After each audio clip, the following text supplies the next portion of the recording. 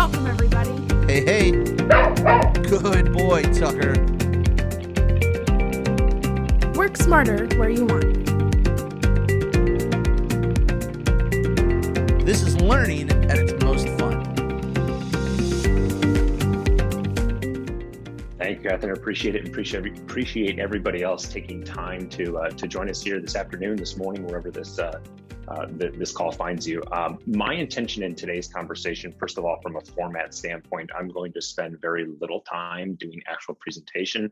The vast majority of what we're going to be doing is through a show, not tell approach.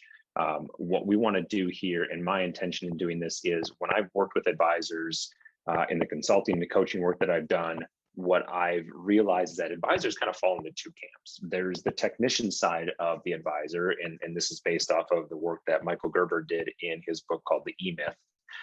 And most advisors are really, really good technicians, right? We're great with what we do on the left side of the brain, the analytical side, the work of being an advisor. And those types of advisors eventually, or candidly sometimes never, really wake up and understand that they are business owners that specialize in financial services. And the other side of that equation are advisors or people that are business owners first that specialize in providing financial services. And the difference between those two, my goal in this process is to use one example to communicate a theme of why it is so important that you try and work yourself out of a job. Now, that sounds kind of blasphemous, like, why would I want to do that? Well, the concept and the method here is that the biggest factor that limits advisors' potential to happiness in their firm is the feeling that the buck stops with them, that they always are having to be responsible for answering questions. They're professional firefighters, right?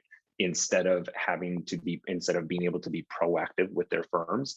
And the reason that happens, the biggest reason that I have found, and again, I do want this to be more of a dialogue than a monologue. So please put your questions, your feedback, your comments in the comments or the Q&A session. But the reason that happens, that I have found, is because we haven't institutionalized the specialized knowledge that we have. And the best way that we have figured out how to do this, coming up on now 14 years of being an advisor, started back in April of 2008, and the firm has gone through a number of iterations from being captive with a national broker-dealer to then being on the independent broker-dealer side, and then ever since 2017, establishing our own RIA, and we serve clients in 28 states and counting. The thing that I've realized across all business models is that you need some type of platform and solution to answer the question, who's responsible for doing what, when does it need to get done, and for which contact. And I want to demonstrate with everybody on the call here today how we answer that question through the filter of probably one of the most important questions that advisors ask is, how do I get new clients, right? And this isn't going to be an idea of where to find those clients. This is going to be more of a demonstration of kind of bottom of the funnel, assuming that you have a good prospecting process that brings relationships into your firm. How do you go about capturing and nurturing that relationship through your sales process to eventually give them the information and education that they need to make an informed decision as to whether or not the work that you're going to do is able to bring value to them in their life at whatever point that they're at, right? Why did they come to work with you in the first place? So again, I'm not a big presentation guy. As you can see, these are very basic slides. I am not paid for the quality or my unique ability, my unique value proposition to the world is not in my ability to create phenomenal PowerPoint slides. So like I said, I do want this to be show, not tell. So I'm not really going to spend a whole lot of time here in the presentation side. I'm just going to dive right in to the demonstration side and share with you some of the tools and some of the integrations that we use in addition to Redtail on how to, again, sales special.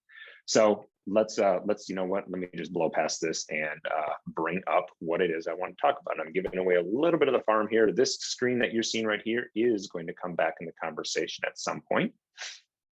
So what I want to do here, you'll notice I have a bunch of tabs open from left to right.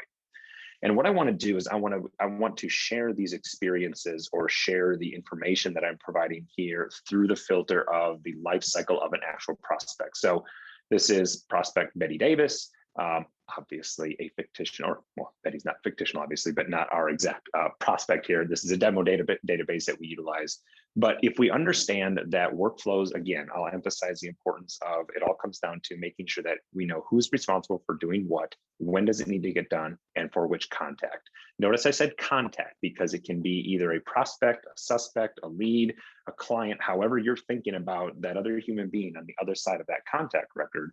That's what we're trying to do here. So in the context of this, let's say that someone ends up coming into your funnel, however that happens. What we want to make sure that we're doing is we're capturing the client, or we're capturing that contact information into Redtail so that we can work the system, right? This isn't a course on how to write workflows or how to utilize workflows. Rather, this is more of a what does a workflow look like in the context of providing that prospecting experience, right? A workflow is made up of three things. It's made up of a step. Within each step, you can have one or multiple tasks.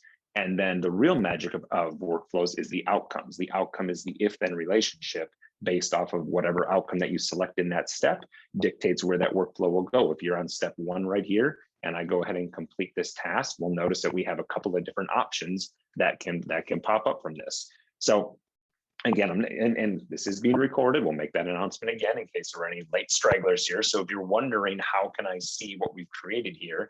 If you're on a Mac, Command-Shift-4, and you can do a quick screenshot of all of the steps in our prospecting process here that you can go ahead and see. You can dovetail, or just not dovetail, but kind of timestamp, if you will, this point in the presentation and come back and see what we have in steps here. Because there's a lot here. And this is something that we have utilized the prospecting process, or I should say we've institutionalized our prospecting process as a way to demonstrate value to the relationships that we're privileged to determine if we're going to work together long term. The way in which we do this is by doing what has been kind of popularized in the advisory profession as of late, which is this concept of doing a one-page financial plan. In our coaching program that I'm involved with, Limitless Advisor Coaching Program with Stephanie Bogan, we've kind of dubbed this our Say Yes prospect process. So what we're doing here is, I'm not going to get into all the nitty-gritty details of why we do these steps. Why do we do this? Why do we do a welcome call, et cetera, et cetera? But rather what I want to emphasize here is that the reason that we have these is it takes my ability, or excuse me, my need as an advisor. You'll love this. It takes my need as an advisor to think away, because I don't want to think. I just want to show up and do. We have, Bill Baumeister wrote the book called Willpower. I don't know, back in, I think it was a lot of the research that he did was back in the 70s and the 80s, I believe. And the thing that really was an aha moment for me was learning that willpower is a finite resource, or our ability to make decisions on a daily basis is a finite resource. The more times that you are asked to make a decision, the less productive you're going to be as the day goes on. That's why when you read personal productivity books, what do they tell you to do first thing in the morning? Brian Tracy wrote this book, Eat That Frog. Whenever I give presentations, I kind of get the over under about 8 books that I'll recommend. So I love reading and I read a lot. So I'll set that over under. I think that's 2 right now. So we'll see if I can hit my 8 in the next 30 minutes of talking here. We'll see. But this idea of doing your most important task early in the morning, if you're having to make that decision, is part of why that happens. Not to digress too far down the personal productivity rabbit hole. If we bring us back up for air here on the prospecting side of things, this is why it's so important that you institutionalize and you create a process around how you work with clients. So let me just walk through how we do this. And then what I want to do is I want to tie this into how we use this with Zapier and how we do this with active campaigns so that we can scale special for the prospects that come into our pipeline and not have it take any more time or decision-making power for either myself or, more importantly, the team that I have in the firm as well. So again, using this life cycle of a relationship that comes into our firm, the first thing that we want to do is make sure that we have the contact information entered into Redtail. In our firm, this is captured because we use Zapier. So I'll demonstrate how this works in a little bit here. We want to have that contact information. We then will have a 20 to 30 minute discovery call, which is kind of a hey, how did you hear about us? What is it that you're doing to reach out? How can we help? What's the common, whatever script that you use. And again, all of what I'm talking about here from a supporting documentation and supporting tools is stuff that will have to be created, or every firm does things a little bit different. I tell advisors that that invest in our workflow solutions that we provide, we're giving you a paint by numbers instead of a blank canvas. You're going to eventually, depending on how much you want to customize that, it will require a little bit of heavy lifting, but we're allowing you to start with a product that's on the the 5-yard line, ready to punch it into the end zone instead of the goal line of the opposite end, right? We're just condensing down that workload that you have to do.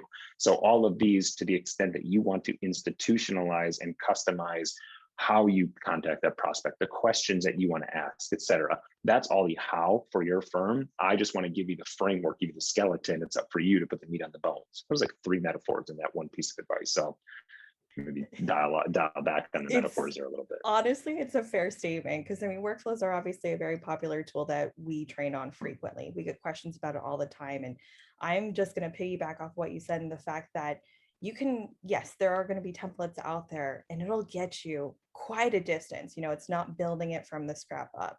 I always kind of say it's like just putting in those last pieces of your house. You're putting in those finishing touches so that way it's your home.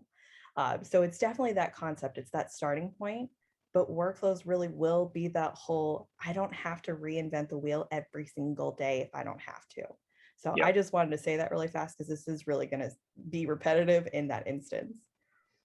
Yep. And so here, as we're thinking about that, this is where one of the biggest benefits that I will impress upon, especially advisors that are on this call. I know we probably have a mixture of both advisors, as well as support team members that are involved. Candidly, support team members love workflows more than advisors do because it gives them the freedom and flexibility to know what to do, when to do it, without having to worry about either the advisor springing things on them last minute or them having to go back to the advisor and try and play catch up and figure out what to do. But for the advisors that are on this call, that are watching this, whether you're a solo advisor without any support or you're the one that's involved in the prospecting side of things, I learned something in one of the first years in business, and I still chuckle when I think about it. I had an advisor mentor of mine say, be careful in this business because hopium is a powerful drug. And what we talk about when we say hopium, it's how many of us have ever had a conversation with a prospect and like, oh, I hope they come on board. That was a really good conversation. I feel really good about this prospective client coming on board. I'm pretty sure that they're going to come on board. And then you nurture and you nurture and you nurture and you follow up and you follow up and you email and you call and you call and you email and you send a card and then you send a gift basket and you invite them to the event, etc. Something impactful that I learned from my business coach was your ideal clients, every one of our ideal clients need to be 3 things. They need to be motivated, they need to see the value that you're going to deliver, and they have to be willing to pay. And all three of those need to be checked with every client that you have with every potential relationship that you have the client or that you have this conversation with. A dovetail statement to that is you as an advisor, and this is what gave me permission as I continued to kind of embrace that hopium drug, right? This idea of having, if I just keep the conversation open over and over and over again, eventually maybe they'll come on board as a client. The other thing that I've learned is that you as an advisor or as a firm, you cannot be more invested in the financial success of a client than they are in of themselves. So you can't want it more than they want it. So if something comes up, right? Thanks so much, Catherine, for following up. I've been meaning to get this on my to-do list here. Follow up with me in 2 weeks. Great. And then what happens is the advisor puts a note on their calendar, or they put a sticky note, or they write it in their journal, or whatever that might be. And 2 weeks later, they follow up. My point in bringing all that up is that utilizing a workflow, when you institutionalize and take the emotion out of that decision-making process and script how you are going to follow up to that, you take away that decision-making matrix and you can leave the ball in their court and say something. And this is actually an example of where we use a tool called Text Expander, which is basically it's a program called Text Expander. The best way that I can explain it is it's mail merge on steroids. It is a program that runs in the background of your computer. You can script out all of these things that we have right here are different scripts that we utilize for email templates in our firm. So for example, on the prospect process, if we have a final conversation, if we go through, if I'm thinking about, all right, we enter the contact info, we do the welcome call, which is in our system. We want to make sure that we're connecting a human touch to someone. All of our prospects schedule their first call through our calendaring system, which we use Acuity, and I'll demonstrate that here in a little bit. So everything up until that point has been them interacting with our tech and our website. We have institutionalized the process of our office manager making a call 24 hours after, or within 24 hours after booking that call, after that confirmation call comes through on our calendar. Kathy will reach out and make this welcome call. We've scripted all of this out in our, you can see where that script is saved in our document management system. But my point is, the advisor speaks, right? This is where you have your own, Catherine, you and I are talking, right? I, as the advisor, asking qualitative, quantitative questions to determine, are we a good fit? We send the email to the prospect to ask them, hey, let me gather your information. And by the way, advisors and everybody listening, if you want how this is visually laid out to everybody, you can head to our website, integratedpwm.com, and you can go to our process right here. Everything that you're looking at on Redtail behind the scenes for how we institutionalize it or how we deliver that, the client-facing version of that, or excuse me, the prospective client version of that is right here on our website. So all 5 of these steps right here, we have created behind the scenes in these tasks and steps right here. So my point in this, to bring this back to the hopium issue that I want to make sure that advisors don't succumb to, is this idea of following up and following up and following up. So you'll notice that we make one follow-up call with the prospect if, so here's where we're verifying documentation has been received. We can look at what outcomes do we have for this process. Have we verified documentation has been received? No, sometimes we haven't. Sometimes we don't have all that information. Sometimes we do, and we need to follow up again. In this case, let's say that it's not that we've received some of it, but the client or the prospect has not scheduled the meeting. In that case, the workflow is telling us it will automatically punt us to the follow-up with prospect. Oop, close down all the tabs there. If I go to the follow-up and prospect side of it, we can see, okay, follow up with the prospect. How do we do that? What are the outcomes that can occur from that? This is where, all right, I can say that in this sense, let's say that reach out to the prospect, no discovery meeting scheduled. We're going to do a second follow-up, which you can see behind the scenes here is the second step in line. You'll notice we have 1, 2, 3 steps. That's it. What are the outcomes after our final attempt? You'll notice that we really only have a couple of different places that we can go. If we've reached out to the prospect and no discovery meeting has been scheduled, we complete the workflow. What does that mean? It means that we're done. It means that we're not going to stay more invested in us scheduling an appointment than it is to them. We're going to meet them where they are. Now, how do we communicate that? This is where we send this out. And this is where I joke with people that we're doing the best we can with what we have in Redtail, even though we know that Redtail is not a comprehensive system, right? Redtail gives us the backbone and the structure for capturing all of that information, but we know that we're going to have to use additional follow-up or additional tools to use. So this is where I think one of the most impactful things that we've done is we use the phrase, you know what, we're going to leave the ball in your court, and we're just going to appreciate the fact that that you've given us this opportunity to connect with us. But from this point forward, the ball is going to be in your court. What's amazing about doing this is that 50% of the time that you do this, you never hear from them again. And that's okay. To quote, I think this is a quote from one of Nick Murray's books, Game of Numbers, Professional Prospecting for Financial Advisors, which if you haven't read that book, Little Red Book, phenomenal book. If you haven't read any of Nick Murray, please go and read Nick Murray. Great, great author, love his style of writing, et cetera. But he has a phrase in there that says something to the effect of, from a prospecting standpoint, some will, some won't, so what, someone else is waiting. And as long as you as an advisor are not functioning from a scarcity mindset and rather from an abundance, blue ocean mentality, to know that there are vastly more number of people that need your help than there are advisors in the country. And so as long as we abide by that, we have to make sure that we don't fall victim, if you will, to just always chasing people that aren't motivated to work with us and allow us to show up and do our best work as well. So this is one example of how we use Text Expander. Again, I'm not going to go into the details on how to utilize Text Expander. My point here, though, is that you have, whether it's talking about workflows in Redtail, Text Expander, Active Campaign, which I'll share with you here, you have to think about how can I get what I know out of my head and into another system, so that two things: A, I can easily delegate this to someone else. Doing this stuff is not the best use of an advisor's time. Newsflash, it's not. Second, what this does is even if it was the best use of your time, it's something that is scalable from one person to the other. So why would you spend the same amount of time writing the same email to a different prospect at the same step in that process? There is a way to scale that. Two ways in which you can do that. Now, to kind of close the loop, you don't have to use Text Expander. One of the benefits in utilizing Redtail, and if you have your email linked into Redtail, what you could do, in all honesty, it's a little, as I say, clicky in order to do this.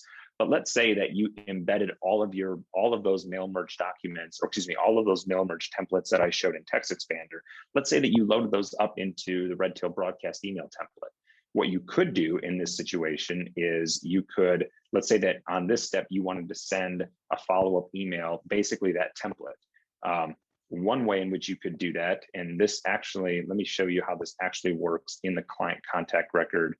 If I'm here in the contact record, right, if I'm working the workflow, I don't know why this glitch happens, Catherine, but it's like when I access the workflow from the contact record, I now have access to the tool that I want to use. So let's say that I'm at this step and I want to send that email. If I have my email linked into Redtail and I have all of my email broadcast emails loaded as templates, I can click here. I can click on this. Again, it's not going to show that I have it, but what happens is you click on the email, an email composition box comes up. You can say send from template, a drop down of all of those emails will populate there, and then you can send it right there. In our situation, it's 6 one, half a dozen the other. We use Text Expander because in addition to the email templates, we use it for documenting notes inside of workflows, documenting activities. I mean, we use it for everything that we can do shorthand wise. So one tool inside of the Redtail system that I would encourage you to use if you're with a broker dealer or however your email is set up, assuming that you can do this, I would really encourage you to peel back the layers on how you can link your email address into Redtail. And one thing that I would encourage you to do is when you do set that up, if you're wanting to do what we just talked about, make sure that when you're setting up your email, you make sure that you authorize it to use the internal email client. If you utilize the external email client, let's say you're using Microsoft Outlook, here what would happen, I would click on this, I would click on the email address, and a Microsoft Outlook box would open up. If you're wanting to use the broadcast emails for prospecting in this example or anything, utilize the internal email client when you're setting up. I know I narrated that and I don't have that able to be demonstrated here. Anything that you would add to that, Catherine? So really with that one, again, if your broker dealer allows it, which I'd always double check that because I know there are some out there. So don't take what we say as like the grain of salt. You've got approved. Always double check that. That's the one thing I say there. But there is actually kind of like a 2 breakdown when it comes to setting up that whole SMTP settings section. If you are a Microsoft Outlook user actually, or Microsoft Office 365, there is actually a little prompt now that says modern authentication. Struggled on that word every time. If you click on that button, it actually just immediately prompts you to log in. It's far faster. So if you do have that one, just click that button, put your login. It will ask you 3 times, and I'm not kidding. Are you sure? Are you really sure? But are you really sure? 1000% yes. Click OK, and it'll bring you back.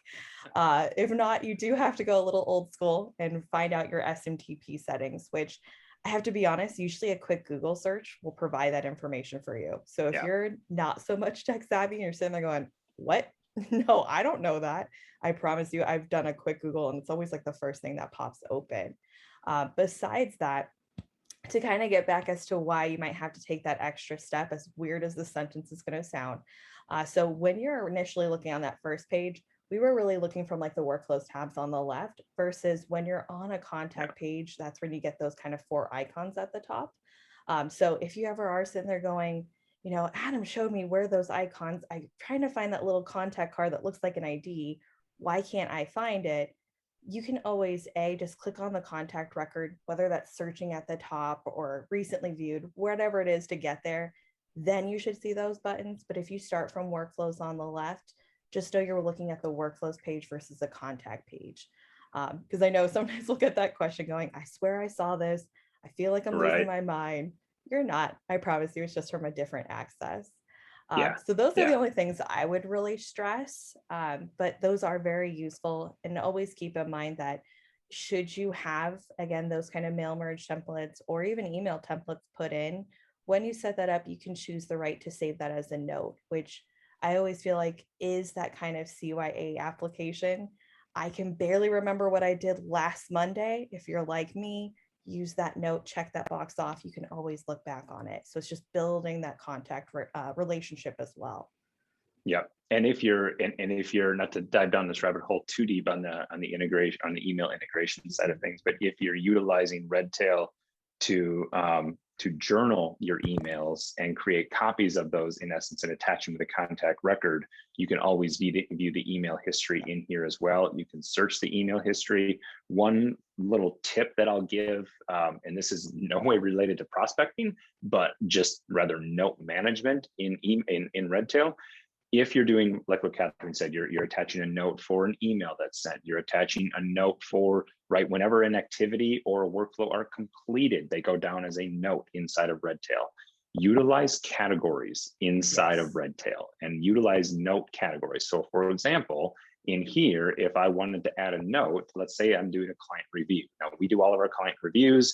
The thing that we do after every appointment, we open up Mobile Assistant. We have a template that we use. Again, that way the same note is done the same way for every single client. We're systematized to the T here. So we open up Mobile Assistant, we say use our client review template, we dictate the note is transcribed, it gets added into email. What we then do when we attach that generic note to the contact record, we will select the category of review notes. I don't know why it's in here twice.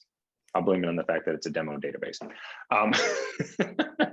It's always fair. There's too many cooks in the kitchen. Yeah. So one of the things that we will do is attach the category review notes. That way, when I'm prepping for client reviews and I want to review what did we talk about last time that we met with a client, instead of pulling up the note history of a client and having to scroll through page after page after page of completed activities and workflows and activities and emails, all I can do over here is I can go to categories. I can select, again, you'd only have one, review notes, apply, and only the notes that have that category assigned to it are going to show here. So I can get a condensed version of what did we talk about in the last review, what were the action items, etc. So I know we're completely digressing, but that has been an impactful tip that has not only helped us, but the other advisors that we've consulted with and served on as well. Adam, there's actually a question that came in, and I know this is obviously going to be a personal preference, so I hate to kind of put you on the spot for this one, but no, it's okay. It's coming in from Mark Miller, and it says, or I'm sorry, it's actually from Clifton.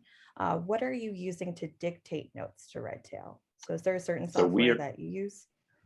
Yeah, so we're using Mobile Assistant. So Mobile Assistant is it's a separate software. I think it's mobileassistant.us is the website. There is an app on your phone that you use or that you can use. You can call in via the office number as well. The reason that I like the app is because when you load the app, I don't know if this is going to show up, we've got all of our different templates that we've loaded inside of the app. So when we're done with the client appointment, I open up the phone, I click on that template. The first words of every single note that I dictate, and in fact, I have my template note printout right here because, again, I don't want to make decisions. Call me lazy, call me efficient, semantics in my world. I don't want to think, I just want to do. So we have this template, I'll select it and we'll say, make this a generic note in Redtail and use whichever template. The reason that we say, make it a generic note in Redtail is when that note is transcribed by Mobile Assistant, and there's an integration here between Redtail and Mobile Assistant, it shows up here inside the Redtail dashboard. The reason that we do this, two reasons why. Number one, Our team, while mobile assistant is transcribed by human beings, it's not always perfect, and it takes time to get kind of comfortable and good at dictating. If there's any typos, if there's any edits that need to be done, now that it's a generic note, we can go ahead and edit that note before we actually attach it, so to speak, and link it to that client record. And secondly, it allows us to attach that that category that we talked about, or do anything to the note before we attach it to that contact record. But we've the other one that I would suggest giving a shot, if you're wanting to use true AI, artificial intelligence, look at Otter. Otter AI is another tool. It's a pretty smart tool. It's not gonna be very good in the very beginning as you're dictating financial jargon, but to its credit, it learns pretty darn quick. And that either excites you or makes you really creepy, depending on your view of AI. But it does get pretty good at learning words and learning, you know, your dialect, your voice inflections, and things like that. Otter AI is another tool that you can use. What I want to do now is I want to segue in and share with you just how we're using different pieces of technology to complement the hub of Redtail, right? We think of Redtail as being that centralized nervous system of our system. The phrase, or of our practice. The phrase in our practice is, and I got this because I got it before I got into the financial advisory world. Coming out of college back in 2007, I was a quality assurance engineer for a pharmaceutical company, for a pharmaceutical manufacturer. And in the FDA's world, if it's not documented, it didn't happen. And so everything that we do as a firm, and this is a coaching point, candidly, this is a sticky point, or something that we are having to revisit with new hires as we bring people into the firm, is if it's not documented, it didn't happen. So to that point, Redtail is the central nervous system of our organization, and everything that we do for clients that requires documentation, we do as a step note. And this is, again, let me pause on something real quick here, just to emphasize the importance of documentation inside of the workflow. Again, what did we say workflows do? At its very basic, it tells who's responsible for doing what, when it needs to get done, and for which contact. The benefit of doing workflows, and this is the biggest way that this is the biggest benefit in utilizing workflows, as opposed to trying to make an activity function like a workflow. Talk to a lot of advisors that, you know, utilizing workflows, or I should say building workflows, is a lot of work. It takes a lot of time and effort to get them right. We offer our workflow packages to advisors that want to invest in that system. We can put contact information in the in this webinar if people are interested in learning more about those. But the default to that is that most firms will just use an activity that runs concurrently, and they'll just, you know, adjust the due date forward. And two things are wrong with that. I shouldn't say wrong, inefficient. Number one is, it doesn't, from a compliance standpoint, it doesn't timestamp and save every action that was taken on that activity or on that process, right? So when I go in here and I complete this step and I say, all right, you know what? All right, contact info, data entry is completed. We need to schedule the call. So this is the next step that we want to have happen. I would just stay in here and let's say, and if I knew my snippets better in Text Expander, like to give an example, when we dictate notes, all I have to do is do ZND, and Redtail or Text Expander will populate that my notes were dictated at that time.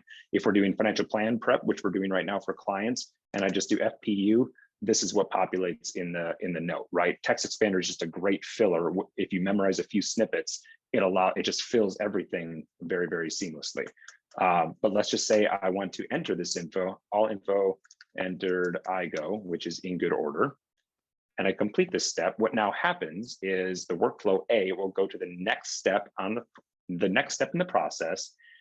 And not only is the next due date assigned for the next person, again, in your firm, this would be assigned to the next person. Not only is the next due date already assigned to the next person that we know is supposed to do the next task, but I now have a time-stamped, uneditable, and compliant history of, again, who did what, when did it get done, and for which contact. So this is why I'm a fan of utilizing workflows over activities. How we think about which should be which, because we'll get this question as well. You know, oh, well, Adam, should this be a workflow or should this be an activity? We say if it is a process, it's a workflow. If it's a project, it's an activity. So examples of processes, right? If we think of this is, I'll give you the demo of our database, right? These are all the different workflows that we utilize in our firm and that we provide to advisors, right? If this is appointment workflows or client account service, right? If we're depositing funds into account or we're rolling over funds from a brokerage account, the process is the same for every single step, regardless of the client, right? We have the same order. The outcomes might be different, and it's going to be for a different client or different contact, but the process is the same. A project, on the other hand, that's more of the, hey, something that doesn't have any steps. It's just you either did it or you didn't, and or it's something that is just completely one-off. Like, I don't know, I'm trying to think of an example of a project. Candidly, in our firm, for every 10 things that we do, 9 of them are workflows. Almost everything is a process. Maybe it's review employment contract for a client or review, again, you do it, you're done, that's it. There's no one else is involved in the process, and it is but one step. So, all right, I kind of digressed a little bit. I did want to emphasize though, and come back to that, why we believe it's really important to utilize workflows in the prospecting process, because in our firm, I'm responsible for some steps, our office manager is responsible for some steps, our paraplanner, our associate, our wealth advisor is responsible for some steps, and everything is articulated so that everybody in the equation, everybody in the chorus knows when it's their turn to sing, so to speak. Never use that metaphor, that makes sense. That's one of the benefits of systematizing your prospecting process, utilizing workflows. Now, how do we build this into other tools that we use? What we do is we use Acuity, and I know those that are with broker dealers and that don't have access to online scheduling software. This is it's not a very acute metaphor, but I think it kind of resonates. It's like a really hungry dog on a 5-foot leash with a bowl of food 6 feet away, like so close, but I just can't get there, right? Because whatever it might be, the broker dealer it is what it is. We use Acuity, and I'm not going to go into a whole Acuity demonstration. 2 things that I want to emphasize. Number one, utilizing, if you have the ability to use a scheduling software, I implore and beg of you, A, your team is begging you to use this. B, your clients are begging you to use this. And we serve clients, our oldest client is in their mid to late 80s, and they love utilizing Acuity. And anybody under 50, I dare say it's table stakes that you use this. The whole back and forth of, Adam's available to meet on Tuesday, Thursday, and Friday. Like, please, I implore you, fix that. It is worth its weight in gold. So utilize this. The benefit of doing something like an Acuity or a Calendly, schedule once, Appointlet, like there's all kinds of different tools. We use Acuity because it gives us the opportunity to customize a lot. But here's what we love about it from an email standpoint and a notification standpoint, is that we're able to manage and set expectations in every step of our prospective client communication process, and it doesn't require any of my time or my team's time. We've institutionalized our knowledge, and we've scaled special by communicating effectively with clients, with our scheduling software. And we built, don't ask me the intricate details of how we built this behind the scenes. Yes, we have compliance. Yes, we have this archive. Yes, it's filtered into, I'm blanking on our, it's not Smarsh. I can't remember the mobile, the email archiving system that we're using. Anyway, so we do all that. So we're not just, this isn't the wild, wild west here. We are compliant. We've been audited. Like, we go through this process of providing this information. It does work, but we're able to communicate this effectively with clients. And this is our initial triage. We call our first prospect call a triage. This is the first email that goes out. This is an example of the next email that goes out. Again, I'm managing expectations. We don't use the words I and my in our firm. We view that clients are clients of the firm. I don't want this to be the Adam show. We want clients to be to view the firm as who is serving them. So this is the one and only time where my name is in the prospect process. From there, we're using the words us, we, our, to communicate with them and let them know how they can get in touch with us. So these are all communications that are built as a way to demonstrate to them what we do, how we do it, why we do it. So again, I want to share this demonstration just as a way to don't utilize just a generic email confirmation or I should say, don't let that be the bare bones. Look at every opportunity that you can interact with a client as a way to set expectations with your prospects. Last but not least, before we open up for questions and make sure that we get through things, we use Zapier as a way. We only use 2 Zaps right now in our system. The 2 things that we do is when a triage call is booked in Acuity, that automatically will add a contact record to Redtail. And the benefit of doing that is we have, if I dig into this Zap a little bit more, I'll show you how we have this set up. Inside of Zapier, you can get kind of surgical. Catherine, if I can make a public and shameless plug, if Redtail can open up more bells and whistles for what Zapier can plug into, I would love it. I would be so grateful in being able to expand the infrastructure behind the scenes. I'm not sure what technical term to use there. All good. Please. I will definitely take that. I know it actually just went through, I don't want to say a makeover, but maybe just a kind of a date out, I guess is the best way. Yeah. There were a couple more options that were added, God, last month, very beginning, end of July, beginning of August. So there were a few, nothing like, hey, we full on broke down the wall. It was just another, oh, hey, there's been a new door that's been added. Right. So definitely you will see those ones if you guys haven't peeked into Zapier. And if this is the first time you've ever seen Zapier, well, definitely take a look at it, because this is a very useful tool, especially when it comes to prospecting, especially when it comes to management of your time, because this can do a lot for you. That we often get that whole, how do I avoid, duplicate entries? How do I avoid doing this? This is exactly what Adam's talking about, where you take it through that systemized process. This does a lot of that guesswork for you. Yep. So definitely, I'll take it back though. Yeah, and what we do here is we tell Zapier to create a Zap so that when a triage appointment is booked, add a contact record to Redtail and give it the contact status of prospect. Why do we want that? The reason that we do that, and again, this is our demo database, so we don't have this built up here.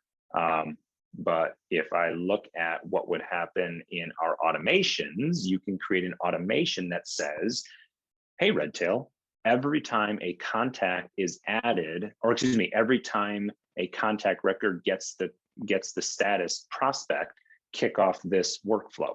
And so in the absence of doing what I've just demonstrated in these 2 screens, every time someone books a triage call, you or someone from your team is going to need to manually add the contact record, manually add the workflow to Redtail, and manually assign the status. Not to mention, the other thing that we do is, the other Zap that we have is, remember how I said we have Active Campaign as well, is we've systematized in Active Campaign every time a triage call is, or excuse me, every time someone on our website, every time that they go ahead and do one of 2 things, they either sign up for our newsletter and subscribe to that, or they download one of our ebooks that we have here. That creates, we have a Zap that adds them to our prospecting funnel inside of Active Campaign. Now, this is one thing that Active Campaign does that Redtail cannot do, which is automations. So you'll notice that we have a bunch of emails here. When I say a bunch, it's 8.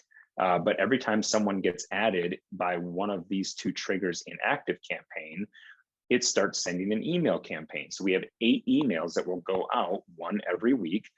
And the call to action here, the CTA, the goal of this automation of this campaign is to schedule a triage call. Once someone does satisfy that and schedules a triage call, now that will kick off everything that we just talked about here with this other Zap, right? It now adds them into Redtail. The only way that someone gets into Redtail is if they go from being a lead to a prospect. And the only way that that happens is if they book the triage call. That's it. So part of this is to make sure that as a firm, you think through, when you think about what your funnel looks like, right? What your sales funnel looks like, how are the different ways in which people are getting themselves into your funnel? What is that first line that you have to think about is what is the first goal that needs to be met? Define that and don't be, or I should say, be crystal clear on what it means to satisfy that goal. Because if you get crystal clear on that, what that allows you to do is create the clear lines of demarcation in your system on when do we go from this point to this point, and what technology and process are we going to use to move from where we're at right now to the next step. And now if this is for us, right, these are leads, these are only in active campaign. Once they satisfy that goal of a triage call, now they are in workflow. I'm just writing on the fly here, right? Now they are in Redtail in the workflow, which is when we are going through this whole process. And we'll notice that the only way in which they get to be assigned as a client is if they go through this entire process, we stick to the process and we say, hey, success here means that they are ready to come on board, and we are attaching the new client onboarding workflow. When we look at the outcomes from this step, we notice that the client status change, one of two things either happens. We're either assigning the client as the onboarding workflow, or we're completing the workflow. Again, we're getting out of this workflow into something else. But the only way that they become a client is if we attach that one and that one workflow only. So get clear, whiteboard this, draw it out, however you need to do, meet with your team, and you have to spend that time working on your practice in order to work efficiently in your practice. So before we hit record, Catherine, I told you that brevity was not a strong suit of mine. It was not a quality that I possessed. I said it would be done 40 minutes in. I'm now 8 minutes past that time. So I will stop talking now and make sure that we allocate ourselves time for any questions. If there's anything else that people want to see, anything in chat or Q&A, let's have at it. So we actually do have a couple questions here that popped in. One of them actually, just because it's really fresh. So that was in English, reverse. Define a triage call, please. Oh, sorry. So our firm, so we're a little bit weird in the sense that we do our best work with optometrists around the country that own their practice and are within 5 years of selling their practice, ideally to a private equity firm. So the other client that we do our best work with ODs that have owned their practice for at least 5 years and are doing at least 1.2 million in top line revenue.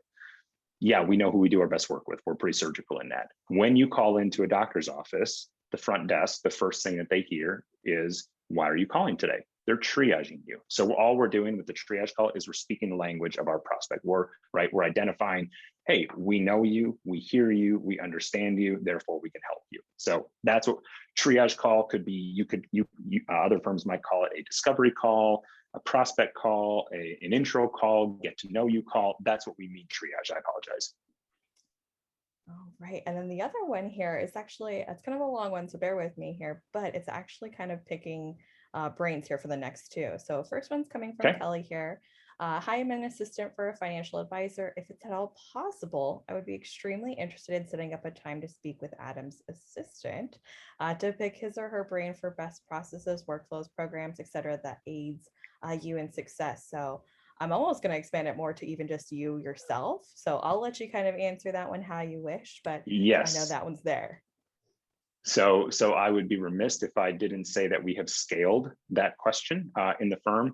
The best way, if you're interested in learning more about just how we've done this and want to see a demonstration, you can even download 3 of our workflows as well. Kelly, if you're okay with it, can I put the web address in the chat? Oh yeah. Why did you say Kelly? Catherine, I'm sorry. Where did Kelly come from? It's her name's Kelly. So I get it. Trust me. It's there. Yeah. Sorry. But all good, honestly. So yeah, go ahead. By all means, I'm going to put in the chat the website that you can go to on there. Again, the website is, let me just say it's utilitarian. It is not the, it's there, it serves its purpose, you can get what you need, but it's certainly not winning any website design competitions.